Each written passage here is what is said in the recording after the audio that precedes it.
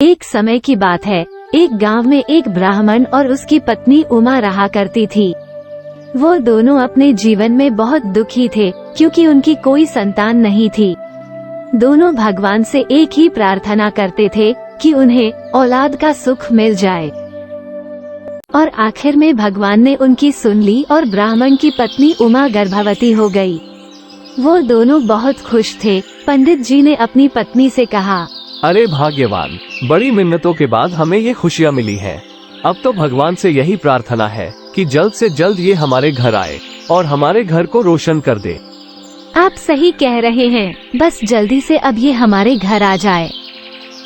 धीरे धीरे दिन बीतते गए और आखिर में वह दिन आ गया जब पंडित जी की पत्नी बच्चे को जन्म देने वाली थी।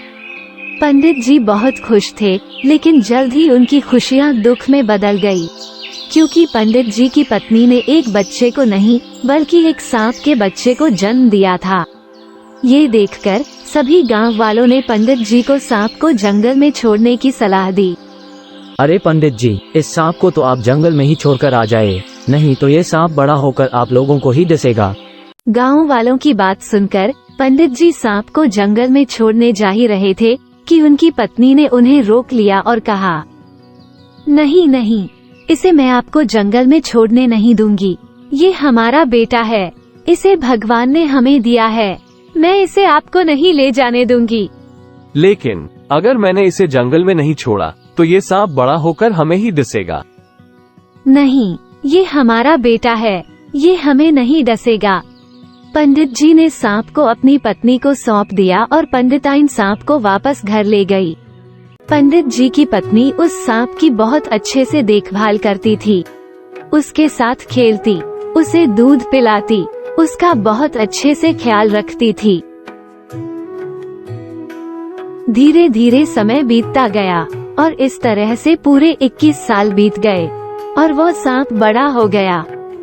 एक दिन पंडित जी की पत्नी अपने पड़ोसी की बेटे की शादी में गई और घर आकर रोने लगी।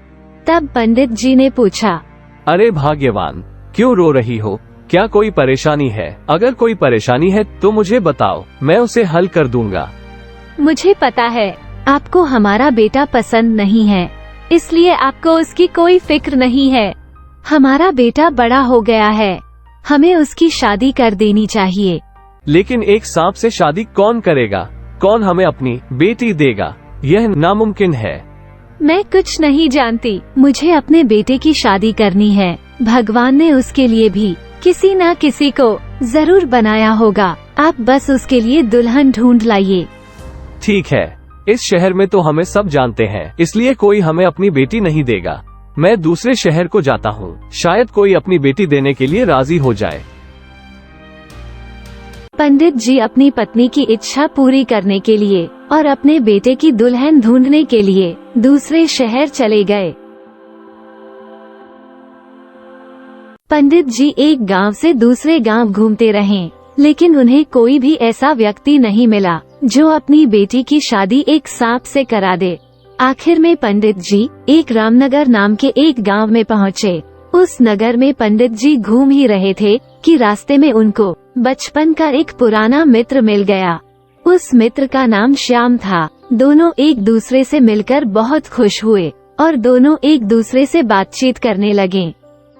और मित्र, कैसे हो? और तुम्हारे जीवन में सब कुछ कैसा चल रहा है?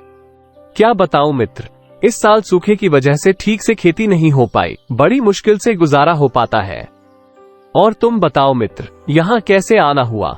हाँ मित्र, घर पर सब ठीक है, बस अपने बेटे के लिए एक लड़की की तलाश कर रहा हूँ ताकि उसकी शादी करवा सकूं। बुरा ना मानो तो मैं तुमसे एक बात कहूँ। हाँ कहो मित्र।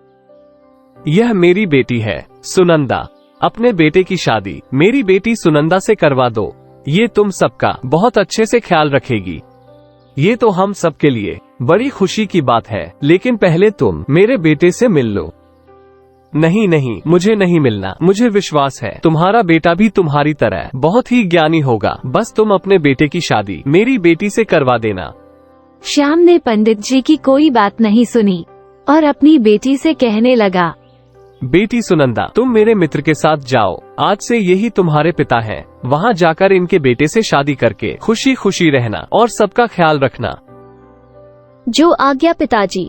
सुनंदा अपने पिता की आज्ञा लेकर पंडित जी के साथ चली गई। पंडित जी सुनंदा को साथ लेकर घर पहुँचे और घर पहुंचकर पंडित जी ने सुनंदा को अपने बेटे से मिलवाया। बेटी सुनंदा, यह मेरा पुत्र है। यही बात मैं तुम्हारे पिताजी को बताना चाहता था, लेकिन उन्होंने बोलने का मौका ही नहीं दिया। बेटी, तुम चाहो तो शादी करने से मना कर सकती हो। मैं वापस तुम्हें तुम्हारे घर छोड़ आऊंगा। सुनंदा सांप को देखकर हैरान हो जाती है और कहती है, मेरे पिताजी ने मुझे आपके बेटे से शादी करने के लिए कहा है और मैं उनकी बात नहीं टाल सकती, इसलिए मैं आपके बेटे से शादी जरूर करूंगी।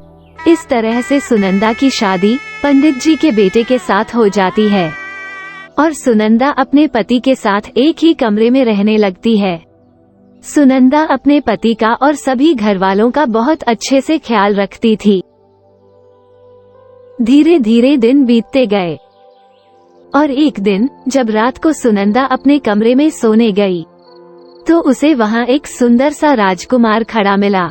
सुनंदा उसे देखकर डर गई और वहाँ से भागने लगी। तब उस राजकुमार ने कहा, रुको सुनंदा, मत भागो, मुझसे मत डरो। क्या तुमने मुझे पहचाना नहीं? मैं तुम्हारा पति हूँ। नहीं, मुझे विश्वास नहीं है। ठीक है, अगर तुम्हें विश्वास नहीं है तो मैं फिर से इस सांप के शरीर में चला जाता हूँ, शायद तुम्हें विश्वास हो जाए। सुनंदा को विश्वास दिलाने के लिए राजकुमार सांप के शरीर में चला जाता है और फिर से सांप के शरीर से बाहर आ जाता है। ये देखकर सुनंदा बहुत खुश हुई और अपने पति से माफी मांगने लगी। मुझे माफ कर दीजिए, मैंने आपको पहचाना नहीं। उस दिन से रात को जब सभी लोग सो जाते तब राजकुमार सांप के शरीर से बाहर आता और सुबह होते ही सांप के शरीर में वापस चला जाता। ये सिलसिला काफी दिनों तक चलता रहा। एक रात को पंडित जी सुनंदा के कमरे के बाहर से गुजर रहे थे। तभी उन्होंने किसी के हंसने और बोलने की आवाजें सुनी। तब से पंडित जी ने उस कमरे पर नजर रखना शुरू कर दिया और एक रात को पंडित जी ने दरवाजे से झांक कर देखा तो उन्होंने देखा कि एक सुंदर सा राजकुमार सांप के शरीर से बाहर निकलता है।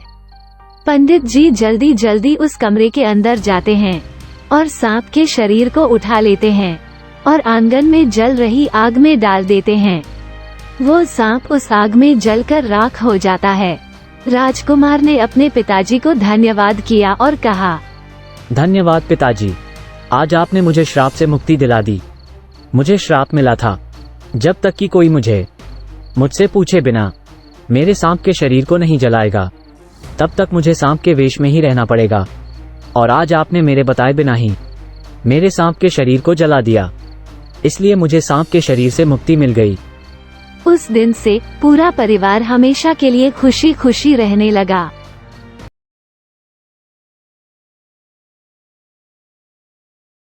एक समय की बात है, एक गांव में एक माधव नाम का व्यक्ति रहता था।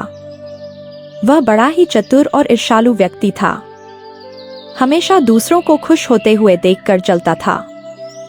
अरे भाई, आज नई गाय खरीदी है, बधाई हो।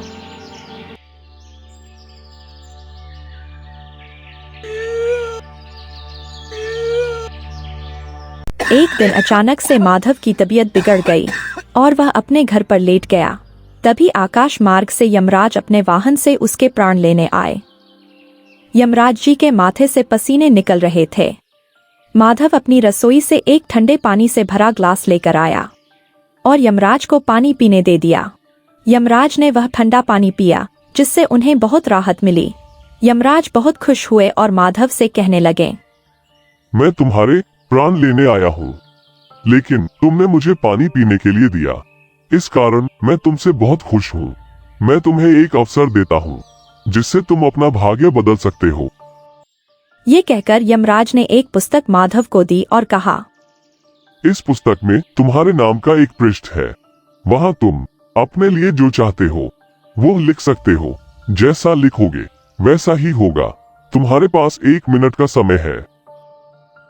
माधव ने पुस्तक हाथ में ली और जैसे ही उसे खोला तो उसमें लिखा था कि तुम्हारे दोस्त को खजाना मिलने वाला है। माधव ने वहां लिख दिया कि उसे खजाना न मिले। माधव ने जब दूसरा पन्ना खोला तो उस पर लिखा था कि तुम्हारा पड़ोसी राजा का मंत्री बनने वाला है। माधव ने वहां लिख दिया कि वह मंत्री न बने। कुछ ही देर में उसे अपने नाम का पन्ना मिला जिस पर लिखा था, आज तुम्हारी मृत्यु होने वाली है। वह खुद के लिए कुछ अच्छा लिखने के लिए सोचने लगा। राजा बनने के लिए लिख देता हूँ। नहीं, राजा बनूंगा तो काम करना पड़ेगा। तो क्या लिखूं? बहुत सारा धन मांग लेता हूँ। हाँ, यही सही रहेगा। लेकिन जैसे ही वह लिखने वाला था, यमराज ने वह पुस्तक ले ली और यमराज ने माधव से कहा, अब तुम्हारा समय खत्म हो गया है। तुम दूसरों का बुरा करने के चक्कर में खुद का भला नहीं कर सके। बुरा नहीं सोचते तो खुद का भाग्य बदल सकते थे, लेकिन तुमने पहले उनका बुरा करने का सोचा और खुद के प्राण नहीं बचा सके। महाराज, मुझे बस थोड़ा और समय दे दीजिए। माधव ने बहुत मिन्नतें की यमराज से, लेकिन यमराज ने नहीं सुनी। यमराज ने माधव के प्राणों का हरण कर लिया और अपने लोक वापस चले गए।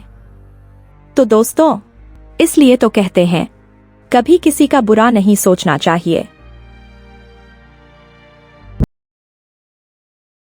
एक समय की बात है, रामपुरा गांव में ढोलू नाम का व्यक्ति रहता था। वह बड़ा ही चतुर और चालाक था।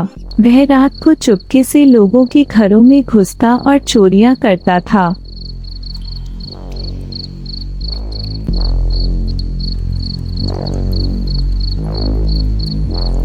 इस तरह से उसने काफी सारा धन जमा कर लिया था। वहीं पास ही के एक गांव में चंदू नाम का व्यक्ति रहता था। वह भी बड़ा चतुर था। उसे जब ढोलू के बारे में पता चला तो उसने उसे सबक सिखाने का फैसला किया। एक दिन ढोलू अपने घर के बाहर बैठा हुआ था। तभी वहां चंदू आया और आकर उससे कहने लगा, अरे भाई, आप बड़े दयालु लगते हो। मेरा इस दुनिया में कोई नहीं है। अगर आप मुझे अपने यहाँ नौकर रख ले तो बड़ी कृपा होगी। मैं आपसे पैसे भी नहीं लूंगा। मुफ्त का नौकर, वाह, मजा आ गया। हाँ भाई, क्यों नहीं, तुम यहाँ रह सकते हो। ढोलू ने सोचा कि अगर कोई मुफ्त में ही नौकर मिल रहा है तो क्यों न घर के काम के लिए उसे रख लिया जाए। चंदू घर के सारे काम करता था। वह झाड़ू लगाता, खाना बनाता, पूरे घर की देखभाल करता था। मालिक, आपके लिए खाना बनाया है। अरे वाह, खाना तो बड़ा स्वादिष्ट लग रहा है। इस तरह से कुछ दिनों में ही चंदू ने अपनी ईमानदारी से ढोलू का विश्वास जीत लिया था। यह देखकर ढोलू बहुत खुश था। एक दिन चंदू एक अजीब सी टोपी पहनकर घर लौटा। ढोलू उसे देखकर हंसने लगा और बोला, ये जोकरों की टोपी कहाँ से ले आए हो चंदू? मालिक, हंसिए मत। ये जोकरों की टोपी नहीं है, यह एक जादुई टोपी है। इसे पहनकर हर चीज मुफ्त में मिल जाती है। इसलिए तो मैं आपसे अपने खर्च के लिए पैसे नहीं मांगता। मेरा तो सारा काम इस टोपी से ही चल जाता है। ढोलू को चंदू की बातों पर विश्वास नहीं हुआ और कहने लगा, क्यों झूठ बोलते हो चंदू, ऐसा भी कभी होता है।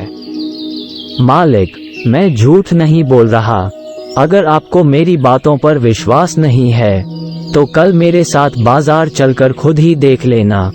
ढोलू उसके साथ चलने को तैयार हो गया, यह देखने के लिए कि क्या सच में यह टोपी जादुई है। चंदू ने उसी शाम ढोलू के खजाने से मोटी रकम निकाली और टोपी पहनकर बाजार चला गया।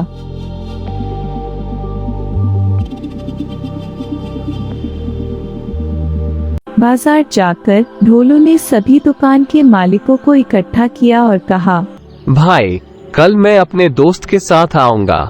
वो जो मांगे या खरीदे या खाए पिए, उनसे एक पैसा भी मत मांगना। मैं आपको पैसे पहले ही दे रहा हूँ, इसे रख ले, लेकिन उनसे पैसे मत मांगना। दुकान के मालिकों को पैसों से मतलब था, इसलिए सभी दुकानदार उसकी बात मान गए। अगले दिन चंदू जब ढोलू को साथ लेकर बाजार पहुंचा, तब वह जिस भी दुकान में जाती उसका मालिक उनकी खूब खातिरदारी करता। अरे जनाब, मिठाइयाँ तो खा लीजिए, मिठाइयाँ बड़ी ही स्वादिष्ट हैं। हाँ हाँ, क्यों नहीं, मुझे भी बहुत भूख लग रही है। यह लीजिए जनाब मिठाइयाँ। बढ़िया से बढ़िया पकवान उनके सामने परोसा गया। ढोलू उन्हें जब भी पैसे देता, चंदू अपनी टोपी हिला देता और वह दुकानदार उनसे पैसे नहीं लेता। भाई, पैसे तो ले लीजिए। नहीं नहीं जनाब, मैं आपसे पैसे कैसे ले सकता हूँ। वह जिस भी दुकान में जाती, दुकान का मालिक उनसे पैसे नहीं लेता। भाई, पैसे नहीं नहीं जनाब, मैं आपसे पैसे कैसे ले सकता हूँ। ढोलू यह देखकर चकित हो गया कि सच में यह टोपी जादुई है। शाम तक दोनों ने काफी सामान खरीदा। किसी भी दुकानदार ने उनसे पैसे नहीं मांगे। यह देखकर ढोलू की आंखें फटी की फटी रह गई। घर पहुंचकर ढोलू ने चंदू से टोपी खरीदने का फैसला कर लिया। ढोलू ने चंदू से कहा, भाई चंदू, तुम अपनी यह टोपी मुझे बेच दो। चाहो तो तुम मेरा सारा धन ले लो, लेकिन मुझे अपनी यह टोपी बेच दो। नहीं नहीं, यह मेरी खानदानी टोपी है, मैं इसे नहीं बेच सकता। ढोलू ने उससे बहुत मिन्नतें की और आखिर में चंदू टोपी देने के लिए राजी हो गया। ढोलू ने अपना सारा धन चंदू को दे दिया और चंदू से उसकी टोपी ले ली। चंदू मन ही मन बड़ा खुश था। उसने सारा धन लिया और रातों रात वहाँ से चंपत हो गया। अगले दिन ढोलू उस टोपी की बदौलत सारा बाजार खरीदने निकल पड़ा। सबसे पहले ढोलू उसी दुकान पर गया जहाँ उसने स्वादिष्ट मिठाइयाँ खाई थी। दुकान के मालिक ने उसे पहचान लिया और उसकी खूब खातिरदारी की। अरे जनाब, आप कहिए क्या सेवा करूं। हाँ भाई, जरा मिठाइयाँ तो खिलाइए। यह लीजिए जनाब मिठाइयाँ। खाने के बाद जब ढोलू जाने लगा, तब दुकानदार ने कहा, अरे जनाब, पैसे तो दे दीजिए। यह सुनकर ढोलू अपनी टोपी हिलाने लगा, लेकिन कोई असर नहीं हुआ। अरे, यह क्या तमाशा कर रहे हो? पैसे निकालो, पैसे। ढोलू को समझ ही नहीं आ रहा था कि यह टोपी काम क्यों नहीं कर रही है और दुकान का मालिक उससे लड़े जा रहा था। तब ढोलू ने सोचा कि मैं दूसरी दुकान में जाकर कोशिश करता हूँ। फिर ढोलू ने उसे पैसे दे दिए और आगे एक समोसे वाली दुकान पर गया और एक प्लेट समोसे खा लिए। ढोलू जब खाकर चलने लगा तो उस दुकानदार ने भी उससे पैसे मांगे। अरे जनाब, पैसे तो दे दीजिए। फिर ढोलू ने अपनी टोपी हिलानी शुरू कर दी और बार बार हिलाता रहा अपनी टोपी को। यह देखकर दुकानदार बोला, ये क्या बार बार अपनी टोपी हिलाए जा रहे हो? पैसे निकालो, पैसे। लेकिन ढोलू ने उसे पैसे नहीं दिए। दुकानदार को गुस्सा आ गया और उसने ढोलू को एक थप्पड़ मार दिया।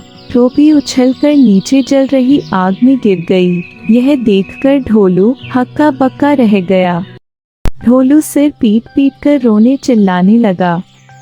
हाय मेरी जादुई टोपी, मैं तो लुट गया, बर्बाद हो गया। मेरी जादुई टोपी आग में गिर गई। यह देखकर सभी दुकानदार इकट्ठे हो गए और कहने लगे, क्या हुआ भाई, इस मामूली टोपी के लिए तुम इतना क्यों रो रहे हो? अरे नहीं नहीं भाई, यह कोई मामूली टोपी नहीं है, ये तो एक जादुई टोपी है। ढोलू ने उन्हें अपनी जादुई टोपी के बारे में बताया तो सभी दुकानदार हंस हंस कर लोट-पोट हो गए।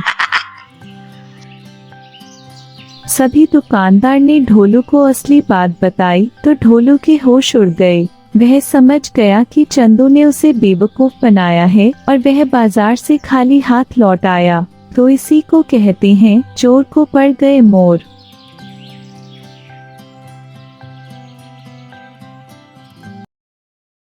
एक समय की बात है। धौलपुर नाम के एक गांव में गोपी नाम का व्यक्ति रहता था। वह बड़ा ही मेहनती और मिलनसार व्यक्ति था। वह गांव-गांव घूमकर टोपियां बेचा करता था। टोपी ले लो, रंग बिरंगी सुंदर सुंदर टोपी ले लो। टोपी ले लो, रंग बिरंगी सुंदर सुंदर टोपी ले लो। वहीं धौलपुर के जंगलों में बातूनी चिड़िया रहा करती थी। वह चिड़िया इतनी बात करती थी कि जंगल के सभी जानवरों ने उसका नाम बातूनी रख दिया था। एक दिन गोपी पास के गांव में अपनी टोपियां बेचने जा रहा था। वह जंगल में चलते चलते थक गया, इसलिए उसने थोड़ा आराम करने का सोचा। बहुत थक गया हूँ, इस पेड़ के नीचे थोड़ा आराम कर लेता हूँ। गोपी थोड़ी देर आराम करने के लिए पेड़ के नीचे लेट गया।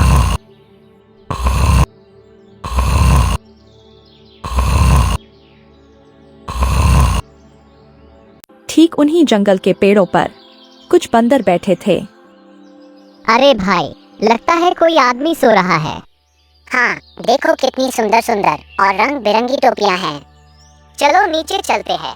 हाँ, चलो चलते हैं। बंदरों ने जब देखा कि पेड़ के नीचे कोई आदमी आराम कर रहा है, तो वह पेड़ से उतरकर नीचे आ गए। बंदरों ने वहां टोकरी में रंग बिरंगी टोपी देखी। देखो कितनी सुंदर सुंदर और रंग बिरंगी टोपियां हैं। चलो टोपियां पहन लेते हैं। सभी बंदरों ने टोपी पहन ली और वापस पेड़ पर चले गए। उन्हीं जंगलों से बातूनी चिड़िया अपना गाना गुनगुनाते हुए जा रही थी। मैं तो बातूनी बातें करूं ज्ञान की, जो समझे वो ज्ञानी, जो ना समझे अज्ञानी। तभी बातूनी चिड़िया की नजर जंगल में पेड़ के नीचे सोते हुए गोपी पर पड़ी। लगता है कोई आदमी सो रहा है, कोई व्यापारी लगता है, लेकिन उसकी सारी टोपियां तो बंदर ले गए। चलो मैं जाकर उठा देती हूँ। बातूनी चिड़िया नीचे आती है और गोपी को उठाती है।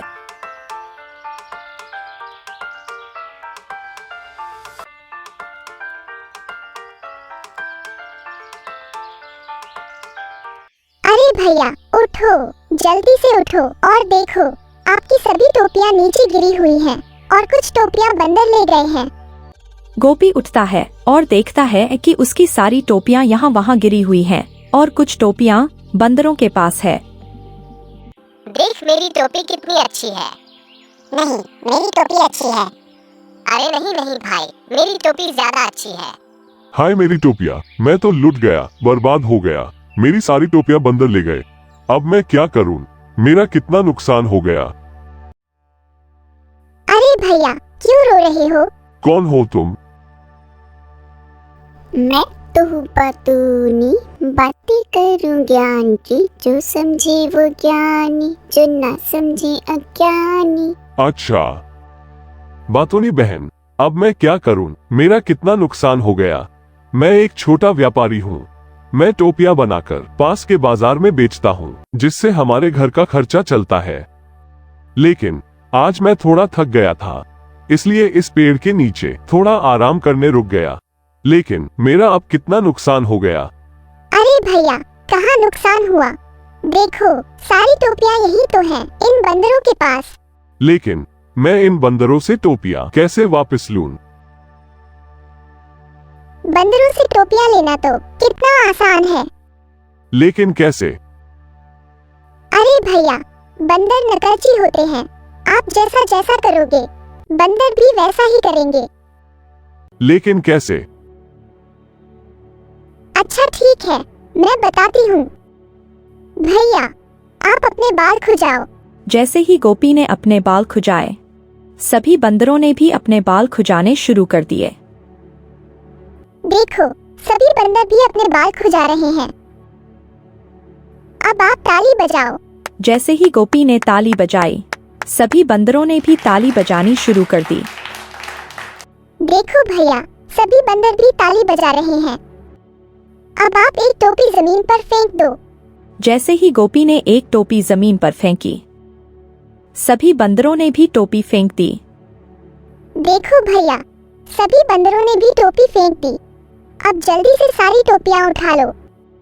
गोपी ने जल्दी जल्दी टोपियां इकट्ठी की और बातूनी को धन्यवाद कहा। धन्यवाद बातूनी बहन, आज आपने मुझे बचा लिया।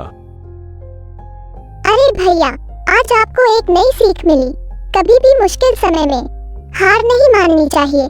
मुश्किलों का सामना धैर्यपूर्वक करना चाहिए और समस्याओं का हल ढूंढना चाहिए।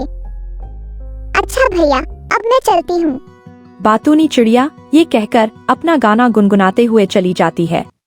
मैं तो हूँ बातूनी, बातें करूँ ज्ञान की, जो समझे वो ज्ञानी, जो ना समझे अज्ञानी।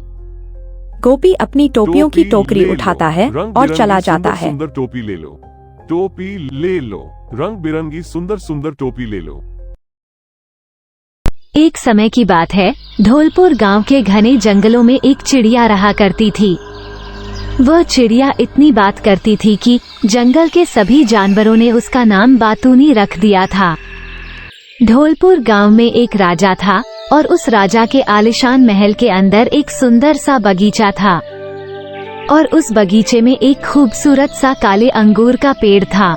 बातूनी चिड़िया अक्सर अपना एक गाना गुनगुनाया करती थी। मैं तो हूँ बातूनी, बातें करूँ ज्ञान की, जो समझे वो ज्ञानी, जो ना समझे अज्ञानी। बातूनी चिड़िया रोज इस बगीचे में आया करती थी और रोज काले अंगूर खाया करती थी, लेकिन जो खट्टे अंगूर हुआ करते थे उन्हें वह नीचे गिरा दिया करती थी। उस बगीचे का माली वहाँ खड़े होकर रोज उसे देखा करता था। माली इस बात से बहुत परेशान था क्योंकि बातूनी चिड़िया उसके काले अंगूर बर्बाद कर रही थी।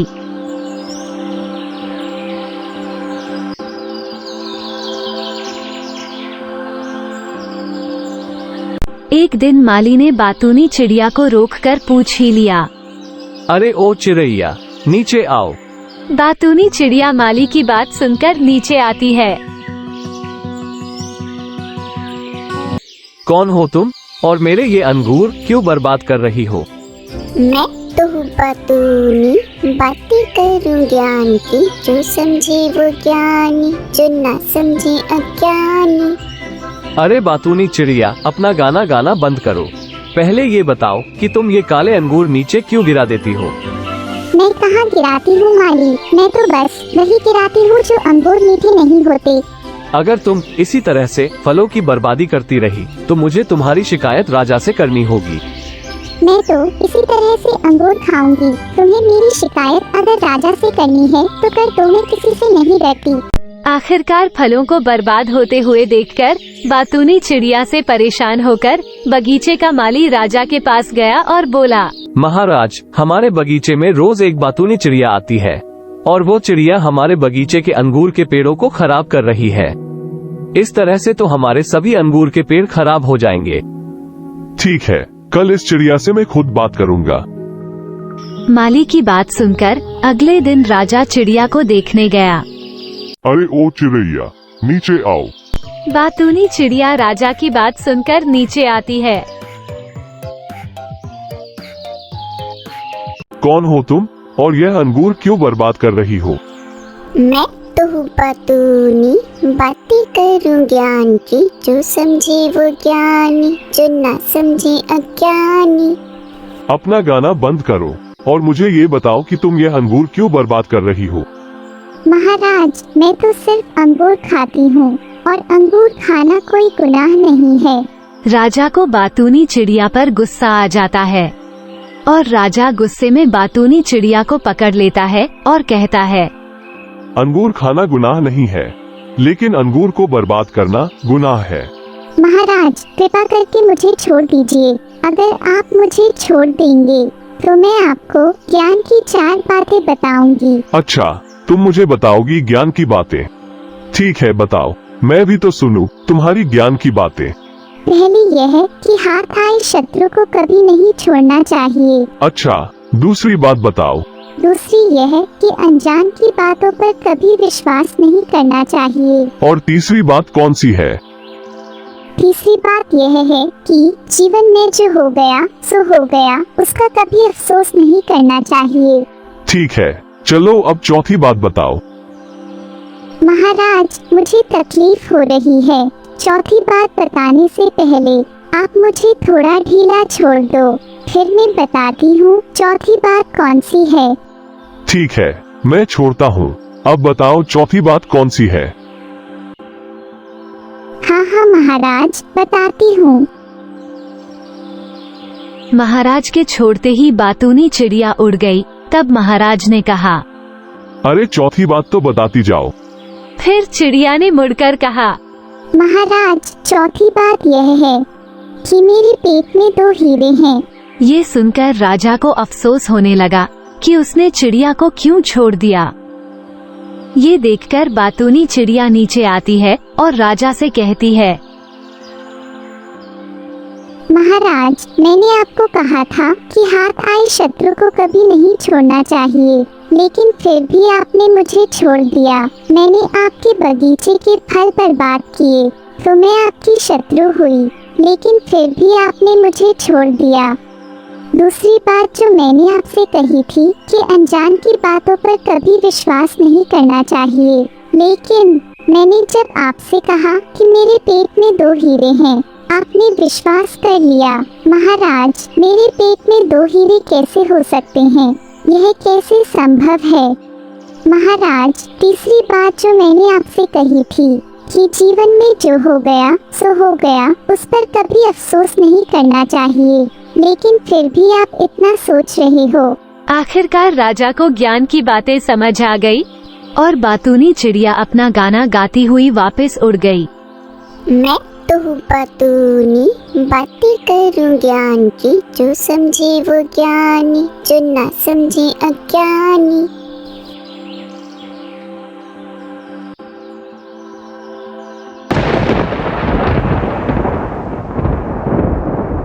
एक समय की बात है।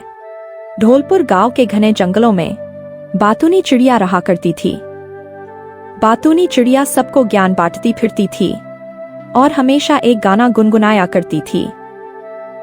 मैं तो बातूनी बातें करूं ज्ञान की, जो समझे वो ज्ञानी, जो ना समझे अज्ञानी।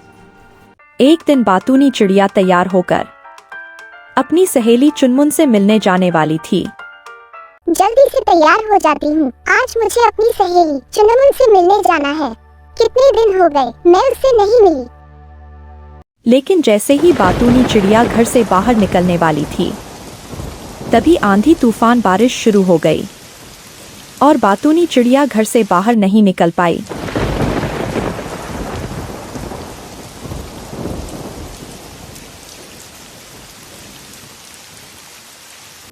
हे भगवान, बाहर तो बहुत तेज बारिश हो रही है। इतनी बारिश में मैं चुनमुन से मिलने कैसे जाऊं? कोई बात नहीं, मैं चुनमुन से मिलने कल चली जाऊंगी।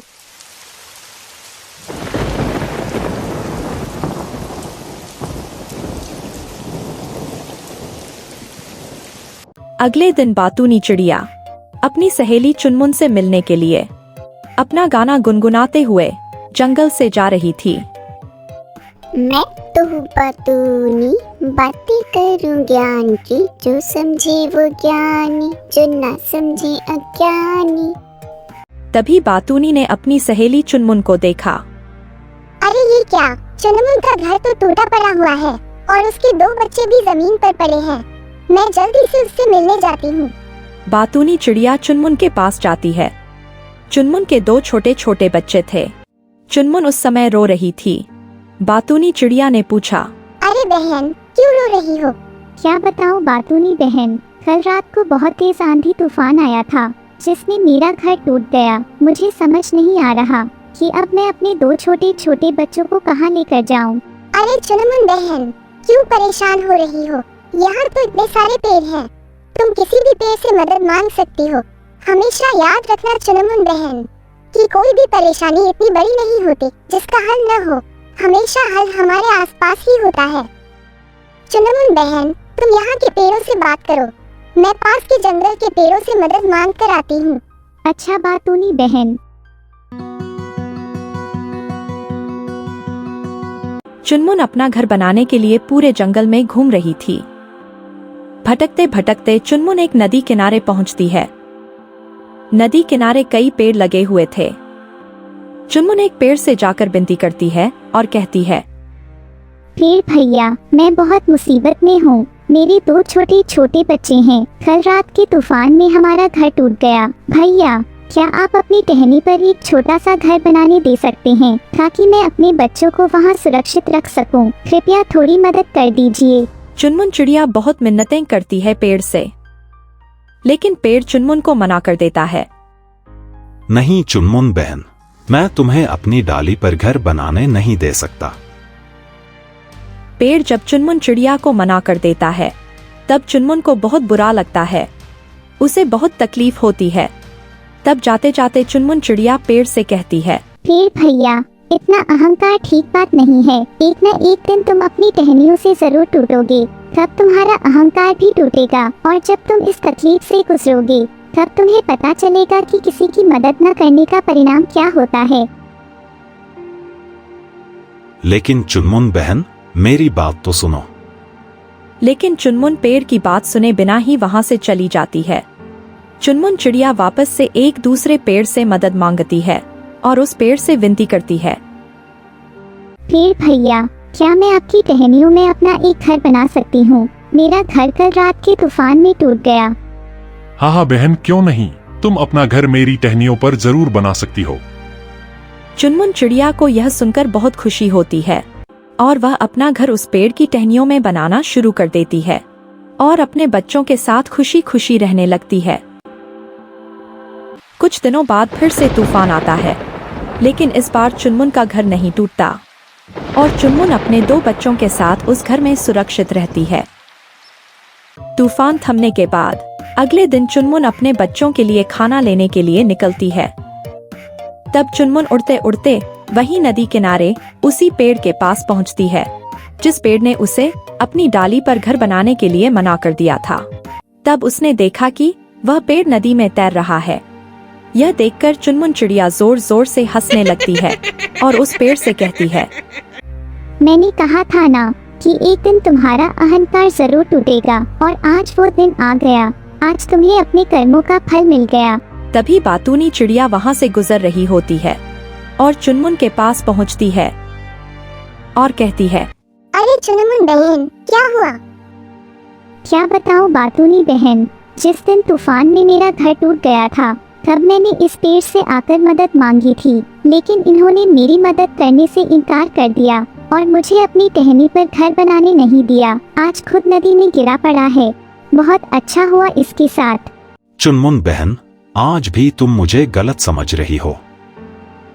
मैंने उस दिन इसलिए घर बनाने से इनकार कर दिया था क्योंकि मेरे पेड़ की जड़ें बहुत कमजोर हो रही थी और जल्दी ही मैं टूटकर गिरने वाला था।